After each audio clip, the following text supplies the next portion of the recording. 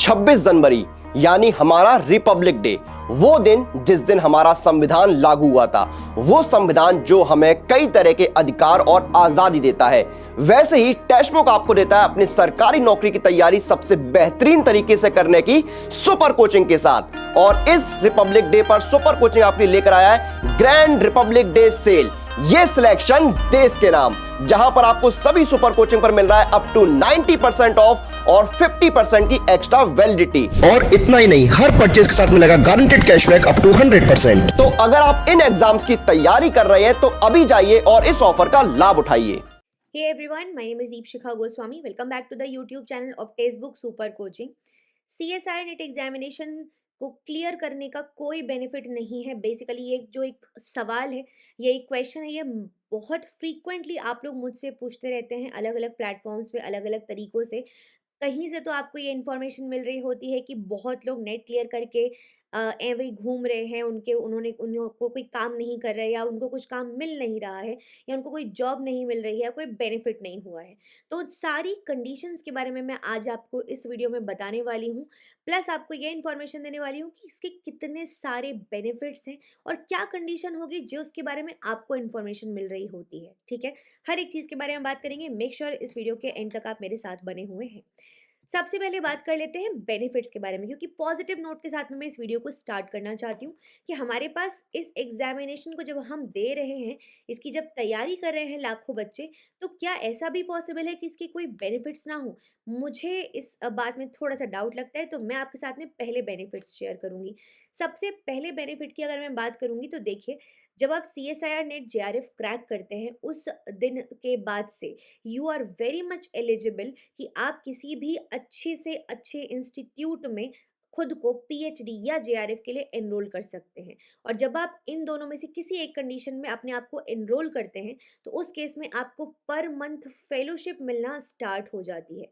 और ये फेलोशिप का अमाउंट कोई एक, मैं अगर रेगुलर जॉब्स या जो हमारे कंट्री में एक एवरेज सैलरी के बारे में बात करती हूँ, तो उसके कंपैरिजन में एक अच्छा खासा अमाउंट आपको मिल रहा होता है। फॉर एग्जांपल मान लीजिए आपने PhD में अपने आप को एनरोल किया, तो उस कंडीशन में फर्स्ट 2 इयर्स आप एज अ JRF फंक्शन या वर्क कर रहे होते हैं, जूनियर रिसर्च फेलो। और उसके बाद में 3 साल आप SRF सीनियर रिसर्च फेलो की तरह काम कर रहे होते हैं। तो इनिशियली आपको जो सैलरी मिलती है या जो आपको फेलोशिप अमाउंट मिलता है वो होता है 37,000 रुपीज़ प्लस HRA। और यहाँ पर जो आपको अमाउंट मिल रहा होता है वो होता है 42,000 रुपीज़ प्लस HRA।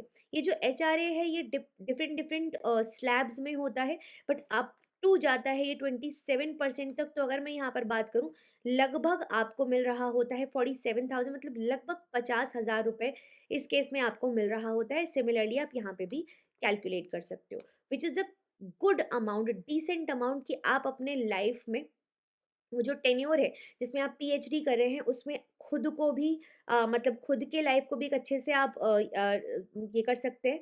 एंड उसके अलावा मतलब आपके जो खुद के खर्चे हैं वो तो आपके निकलेंगे ही, एंड इसके अलावा अपने फैमिली को भी कहीं ना कहीं सपोर्ट कर सकते हैं फाइनेंशियली।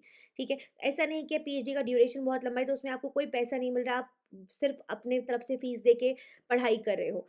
तो ये बेनिफिट है। अगर आप रेगुलर PhD करोगे, बिना JRF के PhD करोगे, तो डेफिनेटली आपको ये फेलोशिप नहीं मिल रही होगी। मिल भी रही होगी तो उसका अमाउंट बहुत ही कम होता है कंपैरेटिवली। ठीक है, तो ये तो हो गया सबसे पहला और सबसे बड़ा बेनिफिट।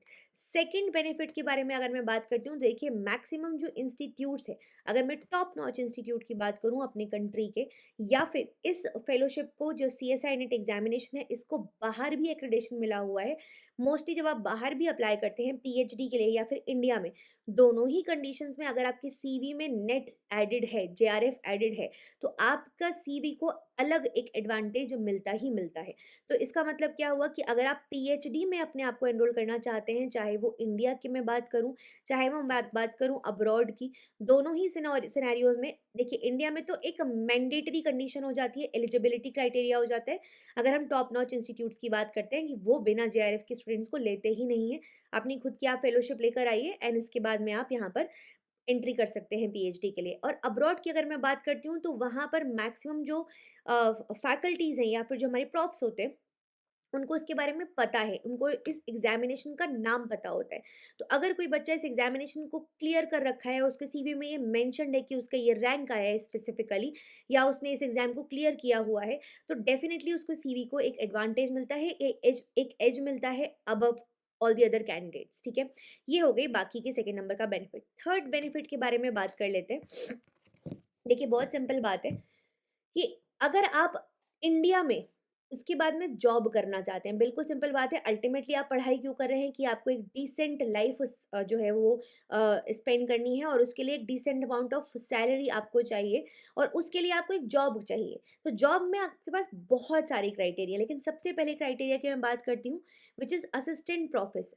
असिस्टेंट प्रोफेसर की तरह आप काम कर सकते हैं, असिस्टेंट प्रोफेसर की तरह जुड़ सकते हैं, और हमारे कंट्री में, इंडिया में जो एलिजिबिलिटी है असिस्टेंट प्रोफेसर की, वो ही नेट है। तो अगर आपने एलएस नहीं क्लियर किया हुआ, लेक्चररशिप नहीं क्लियर किया हुआ है, तो उस केस में आप असिस्टेंट प्रोफेसर के लिए एलिजिबल ही नहीं होते हो बच्चों, ठीक है? और जो प्राइवेट इंस्टीट्यूट्स है, प्राइवेट यूनिवर्सिटीज़ हैं, वहाँ देखो एलिजिबिलिटी तो हर जगह है, लेकिन यहाँ पर आपको बहुत ज़्यादा एज मिलता है, और काफ़ी मतलब जल्दी आपकी जो जॉब है उसके लगने के चांसेस भी काफ़ी हाई होते हैं as compare to other candidates जिनका पास पीएचडी है, बट उनके पास नेट उन्होंने क्वालिफाई नहीं कर पाए हैं। क्योंकि आप खुद सोच सकते हो कि एक बच्चा जो कॉम्पिटिटिव एग्जामिनेशन को क्लियर करके आया है, डेफिनेटली उसका आईक्यू लेवल जो है वो एक स्टेप पर होगा, ठीक है? तो एलिजिबिलिटी क्राइटेरिया को आप मीट कर रहे होते हैं लेक्चरशिप के थ्रू। ये हो गया आपका third point. Now fourth point अगर मैं बात करती हूँ, अगर मान लीजिए कोई इंसान प्राइवेट जॉब करना चाहता है, तो फॉर एग्जांपल आपने मान लीजिए एमएससी किया, एमएससी के बाद आप जॉब ढूंढने गए, आपकी शुरुआत शायद 10-12 हज़ार 15 हज़ार से होगी, और इस शुरुआत की भी गारंटी नहीं है कोई, क्योंकि आपने सिर्फ अभी मास्टर्स किया है। मास्टर्स के बाद में आपने अपने आप को प्रूव करने के लिए ऐसा कोई एग्जाम नहीं दिया जिसके थ्रू आप ये चीज़ें कर सकें। लेकिन अगर मैं बात करती हूँ कि आप पीएचडी करके जा रहे हैं फॉर एग्जांपल, या आपने ये एग्जाम क्लियर कर लिया है, ठीक है? इसके बाद में जब आप इस जॉब के लिए अप्लाई करते हैं, चाहे वो प्राइवेट जॉब्स हों, चाहे वो आपके फॉर एग्जांपल टीचिंग जॉब्स हों, प्राइवेट इंडस्ट्री में हो, या फिर आपके जो स्कूल्स में हो, तो हर एक जगह पे बिकॉज़ आपने ये एग्ज़ाम क्लियर किया हुआ है, आपको एक एज मिलती ही मिलती है। They consider you as a very good candidate because आपने एग्ज़ाम क्लियर किया है, आपको एक स्पेसिफिक अमाउंट ऑफ नॉलेज 100% होगी, और आप आगे आने वाले जनरेशन को जब पढ़ा रहे हो, जब बच्चों को पढ़ा रहे हो, तो डेफ़िनिटली आप उन्हें भी उस इन्फॉर्मेशन को आप कन्वे करोगे, और एक अच्छा इन्फॉर्मेशन उनको कन्वे करोगे। उनके पास एक सॉलिड सोर्स के थ्रू इन्फॉर्मेशन जा रही है। तो एवरीबॉडी वांट्स टीचर कि भई जो जिसके पास खुद के पास एक इन्फॉर्मेशन हो, जो खुद उस एग्ज़ाम को क्लियर करके आया हो, एंड फिर उसके बाद में उन बच्चों को वो पढ़ाए, ठीक है? तो डेफ़िनिटली यहाँ पे जो आपकी सैलरी होती है, ये भी आपको अच्छी खासी मिलती है। चांसेस जो हैं वो भी बढ़ जाते हैं जॉब लगने के, एंड ज़्यादा से ज़्यादा जगह पे आप अप्लाई करते हैं, आपको यहाँ पे काफ़ी बेनिफिट मिलता है। एंड उसके बाद में अगर मान लीजिए आपने पीएचडी भी कर लिया, तो जेआरएफ आपने ये किया, एग्ज़ाम क्लियर किया, आपने पीएचडी भी कर लिया। अब पीएचडी के बाद जब आप जॉब करने जाएँगे, चाहे वो रिसर्च एंड डेवलपमेंट इंडस्ट्री में ही हो, आपको बहुत अच्छी खासी सैलरी मिलती है as compare to your peers जो कि ये नहीं करके आए हैं, या फिर जिन्होंने ये एग्ज़ामिनेशन नहीं निकाल पाए हैं, ठीक है? एग्ज़ाम्स, अब देखिए बहुत सिंपल बात है, जब आप सीएसआई नेट एग्ज़ाम की तैयारी करते हैं, मान लेते हैं कि आपने 1 अटेम्प्ट, 2 अटेम्प्ट, 3 अटेम्प्ट, 4 अटेम्प्ट दे दिया और आपका एग्ज़ाम नहीं निकल पा रहा। लेकिन इसके साथ में बहुत सारे दूसरे एग्ज़ाम्स भी हैं जो कि यहाँ पे प्रेज़ेंट है, जैसे कि सेट एग्ज़ाम हो गया, जैसे कि गेट एग्ज़ाम हो गया, जैसे कि डीबीटी जेआरएफ हो गया, जैसे कि आपका आईसीएमआर जेआरएफ हो गया, ठीक है? या फिर टिफ़र हो गया, बार्क हो गया। तो ऐसे बहुत सारे एग्ज़ाम्स साइमल्टेनियसली आपके लिए नोटिफ़िकेशन उनके आते रहते हैं। आप उनका फ़ॉर्म फिल करते रहते हो, और उससे सबसे इम्पोर्टेंट चीज़ जो आपको पता चलती है वो ये है कि आप, क्योंकि एक लेवल आपकी प्रिपरेशन है और आप उस एग्ज़ाम की तैयारी कर रहे हो, तो आप इनमें से भी कोई भी निकाल सकते हो साइमल्टेनियसली। जहाँ पे कई सारे एग्ज़ाम आपको डायरेक्ट एक गवर्नमेंट जॉब दे रहे होते हैं, तो डायरेक्टली आपको जॉब भी मिल रही होती है, समझ रहे हैं आप? तो और यहाँ पे जब से गेट आपने सीएसआईआर की तैयारी की, तो आप गेट एग्ज़ाम बहुत ही आराम से क्रैक कर लेंगे, एंड गेट में अच्छा खासा स्कोर और रैंक भी आ जाएगा, और उसके थ्रू आपको बहुत सारे एग्ज़ाम्स, बहुत सारे आईआईटीज़, आईआईएससी, इन सब जगहों पे एज भी मिलता है। तो काफ़ी सारी चीज़ें यहाँ पर हमारी साइमल्टेनियसली चलती रहती हैं। अपार्ट फ्रॉम दैट जब आप पीएचडी के लिए अप्लाई करते हैं, असिस्टेंट प्रोफेसर के लिए अप्लाई करते हैं, तो वो सारे एग्ज़ाम्स भी, अगर मैं बात करूँगी इनकी, तो वो सारे एग्ज़ाम्स भी यहाँ पर साइमल्टेनियसली चलते रहते हैं। तो असिस्टेंट प्रोफेसर का एग्ज़ाम हो, सिलेबस लगभग सेम होता है। आपका बीएससी, एमएससी के एग्ज़ाम्स हो, सिलेबस लगभग सेम होता है, बल्कि सीएसआई नेट में एक लेवल आप अप जाके ही पढ़ रहे होते हैं चीज़ों के लिए।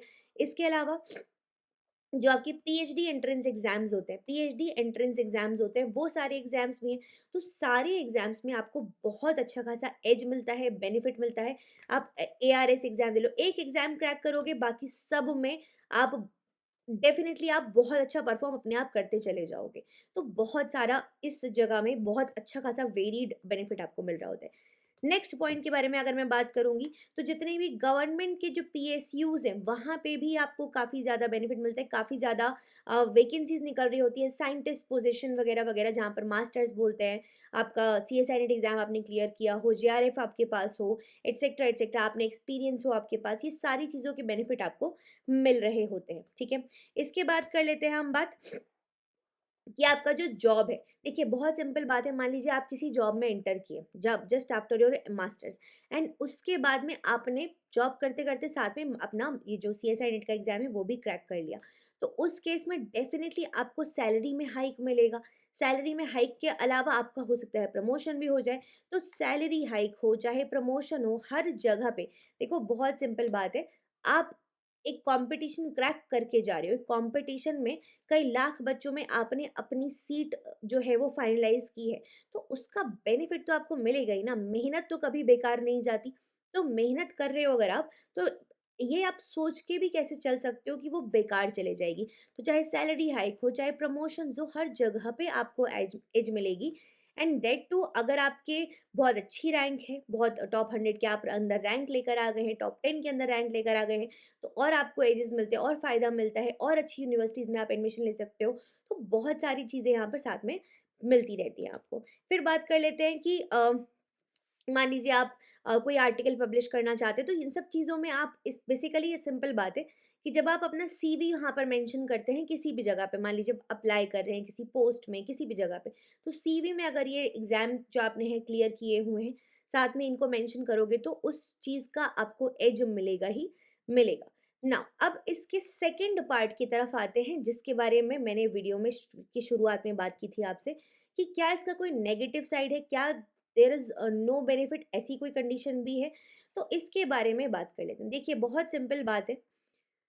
पहली बात तो ये कि जब हम ये बात करते हैं कि हमें जॉब नहीं मिल रही या जॉब बहुत सारे लोगों को नहीं मिल रही, तो फर्स्ट पॉइंट यहाँ पर हमारे सामने आता है कि वाक़ई में ये वो लोग हैं जिन्होंने ये एग्ज़ाम को क्रैक किया, ये सिर्फ़ वो लोग हैं जिन्होंने पीएचडी की है कहीं से, एग्ज़ाम क्रैक नहीं कर पाए हैं, एंड दैट वाइज़ वो बात करें।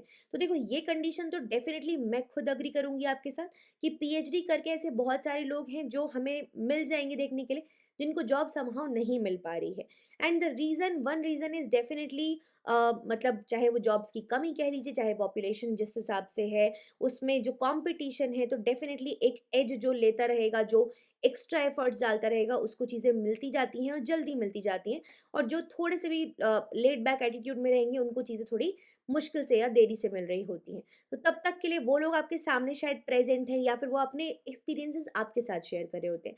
सेकंड पॉइंट, जब कोई आपको ये बोल रहा है कि एग्ज़ाम उसने क्रैक किया है, तो क्या आप श्योर हैं उसके बारे में कि उसने एग्ज़ाम क्रैक किया और उसके बाद उनको कुछ नहीं मिला? देखिए, कुछ भी नहीं मिलेगा ना, अगर कुछ भी नहीं मिलेगा, तो एटलीस्ट पीएचडी में एडमिशन तो मिल ही जाएगा, एक अच्छी खासी यूनिवर्सिटी में, that too with the fellowship. Fellowship मिल रही होगी हर महीने की उनको, हर महीने पैसे हाथ में आ रहे होंगे, तनख्वाह हाथ में आ रही होगी, प्लस साथ में उनकी डिग्री भी चल रही होगी, और साथ-साथ में अगर थोड़ा-सा भी आपने एक्स्ट्रा एफर्ट मार लिया, तो आप शायद से अपने लिए अच्छे खासे पाथ्स जो हैं वो कार्व कर सकते हैं। तो डेफ़िनिटली इस चीज़ में कहीं न कहीं थोड़ा-सा आपको सतर्क होना होगा कि आप तक जो इन्फॉर्मेशन पहुँच रही है, क्या वो सही भी है? Because I have a lot, see I am in this field for more than 6 to 7 years now, ठीक है? अब 6 से 7 साल में मैंने ऐसे बहुत सारे बच्चे देखे हैं, जो बहुत मेहनत करते हैं। उनमें से कई बच्चे यूएसए में पीएचडी के लिए चले गए, उनमें से कई बच्चे बार्क में एडमिशन मिल गया, टिफर में एग्जाम एडमिशन मिल गया, साइंटिस्ट बन गए, बहुत सारे जो असिस्टेंट प्रोफेसर के एग्जाम्स होते हैं उनको क्रैक करके असिस्टेंट प्रोफेसर बन चुके हैं, एडहॉक फैकल्टीज लग चुके हैं। तो दे हैव बीन सेटल्ड, कहीं कहीं वो सेटल होते जा रहे हैं। और ये वो बच्चे हैं जो लगातार मेहनत कर रहे थे, लगातार जुड़े हुए थे, अपनी मेहनत में उन्होंने कमी नहीं आने दी। अपनी मेहनत में उन्होंने कहीं भी कमी नहीं की, वो कभी भी उन्होंने लेड बैक एटीट्यूड नहीं रखा। जितने फॉर्म्स आते थे वो फिल करते जाते थे, मेहनत करते जाते थे, एक बार फेल हुए, 2 बार फेल हुए, पीछे नहीं हटे ना रुके। तो उस केस में उनको चीज़ें मिलते चली गईं। कई बच्चे research and development private industry में काम कर रहे हैं, कई बच्चे कई बार फेल होने के बाद भी अब वो अच्छी-अच्छी जगहों पे, अच्छी-अच्छी यूनिवर्सिटीज़ में पीएचडी कर रहे हैं। सो सी द पॉइंट इज़ कि अगर आप लेड बैक एटीट्यूड नहीं रखे हो, अगर आप मेहनत करने में पीछे हटने वालों में से नहीं हो, तो बिल्कुल सिंपल बात है कि आपको आज नहीं तो कल, कल नहीं तो परसों चीज़ें जो आपके हक की हैं, जो आप डिज़र्व करते हैं, जितनी आपने मेहनत की है वो आपको मिलेगी ही मिलेगी।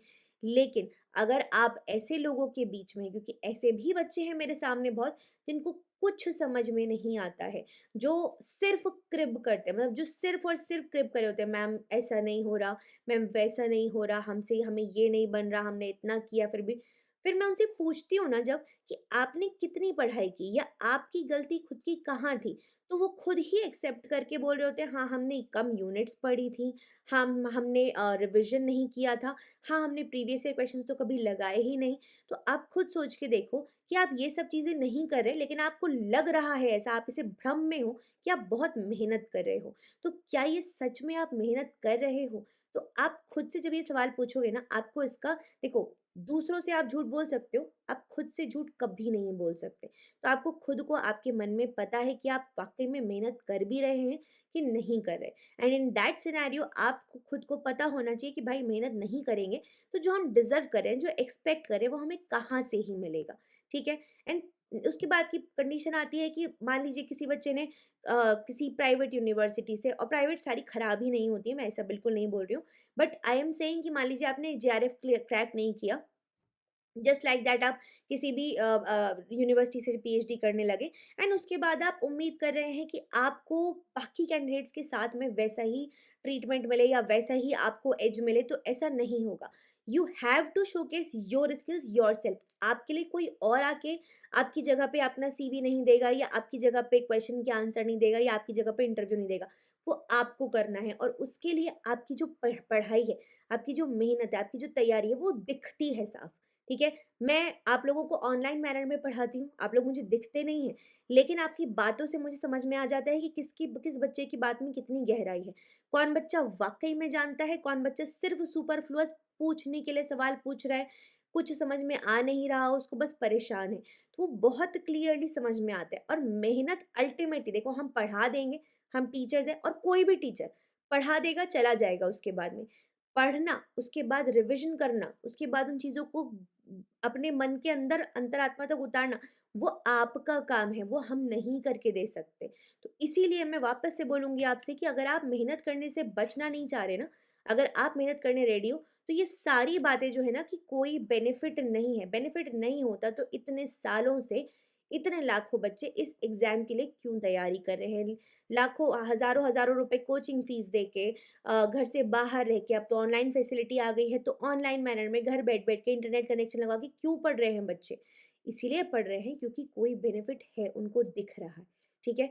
तो ये सब चीज़ों को हम लोग साइड में रख के चलेंगे, इनके बारे में नहीं सोचेंगे। क्या सोचेंगे? हम ये सोचेंगे कि क्या-क्या बेनिफिट है, और हमें अपने लिए उनमें से कोई एक भी चीज़, या 2 चीज़ या 5 ऑप्शन हमें अपने लिए सिक्योर करने हैं, ठीक है? जितना मेहनत करोगे उतने ज़्यादा ऑप्शंस अपने लिए सिक्योर करोगे, उतनी ज़्यादा चीज़ें हाथ में होंगी, और उनमें से चुन के फिर अपने करियर को उस दिशा में आगे बढ़ा के ले जा पाओगे। नाउ, अगर आप हमारे साथ जुड़ना चाहते हैं for complete preparation of CSIR, तो बहुत सिंपल है, 10th ऑफ जैन से आप लोगों के लिए अचीवर्स बैच जो है वो हम लोग स्टार्ट कर चुके हैं। कंप्लीटली लाइव बैच है ये, इसके रिकॉर्डिंग्स भी आपको मिल जाते हैं, PDFs, mock test, practice question, strategy session, सब कुछ आपको मिल रहा होता है। और इसके लिए जो कोड आपको यूज़ करना है वो है Deepshikha. Apart from that, Telegram channel is very important. आप जैसे कई हज़ार बच्चे वहाँ प्रेजेंट हैं, उनके साथ में हम डेली बेसिस पर आपके sessions, PDF, doubt solving sessions, interaction करना हो मेरे साथ, क्विज़ेस, पोल्स, मॉक टेस्ट सब कुछ शेयर कर रहे होते हैं, तो मेक श्योर आप यहाँ प्रेजेंट है। लिंक डिस्क्रिप्शन बॉक्स में मिल जाएगा, नहीं तो टेलीग्राम हैंडल यहाँ पे आपको दिख रहा है, ठीक है। अपार्ट फ्रॉम दैट ये फ्री मास्टर क्लासेस और फ्री यूट्यूब सेशन का टाइमिंग है। डेली बेसिस पर 8:30 बजे रात में और 1 बजे दोपहर में फ्री क्लासेस होती हैं 2 आपकी प्रेपरेशन की, जहाँ पे हम बहुत कुछ आपको पढ़ा रहे होते हैं। यहाँ पे शॉर्ट शॉर्ट सिलेक्शन सीरीज चल रही है, तो मेक श्योर आप इसमें हमारे साथ जुड़े हुए हैं। इसके अलावा अगर मैं बात करती हूँ, आज लास्ट डे है इस ऑफर का, तो 13,811 रुपीज़ में आपको एग्जाम डेट तक का सब्सक्रिप्शन मिल रहा है। कोड इज़ दीप शिखा। इस कोड को अगर आप यूज़ करेंगे तो आप इस CSIR नेट और सेट कैटेगरी का सब्सक्रिप्शन ले सकते हैं। इस कोड को यूज़ करके आपको इसमें और डिस्काउंट मिल जाएगा। कोई भी डाउट है मुझे टेलीग्राम पे मैसेज करके पूछ सकते हो। Telegram handle is Deep Shikha Goswami official. वहाँ मैसेज करो पर्सनली, या फिर डिस्कस ग्रुप पे भी मैसेज कर सकते हो, वहाँ पे मुझसे पूछ सकते हो। This is all for this session. Thank you so much everyone for watching. Take care, bye bye.